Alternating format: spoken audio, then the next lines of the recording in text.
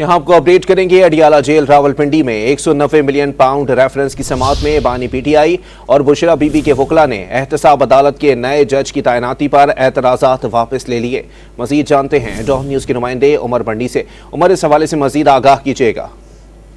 जी बिल्कुल, एहतसाब अदालत के जज मोहम्मद अली वड़ाइच ने बानी पीटीआई और बुशरा बीबी के खिलाफ 190 मिलियन पाउंड रेफरेंस की समाअत अडियाला जेल रावलपिंडी में की। दौरान समाअत बानी पीटीआई और बुशरा बीबी के वकला ने एहतसाब अदालत के नए जज की तैनाती पर एतराजात वापस ले लिए। 190 मिलियन पाउंड रेफरेंस में आज भी किसी गवाह का बयान रिकॉर्ड ना हो सका। दौरान समाअत बानी पीटीआई और बुशरा बीबी को भी कमरा अदालत में पेश किया गया था, जबकि नैब के प्रोसिक्यूटर जनरल सरदार मुजफ्फर अब्बासी और अमजद परवेज अदालत में पेश हुए थे। बानी पीटीआई की जानिब से वकला जहीर अब्बास चौधरी, उस्मान गिल और दीगर भी अदालत में पेश हुए थे।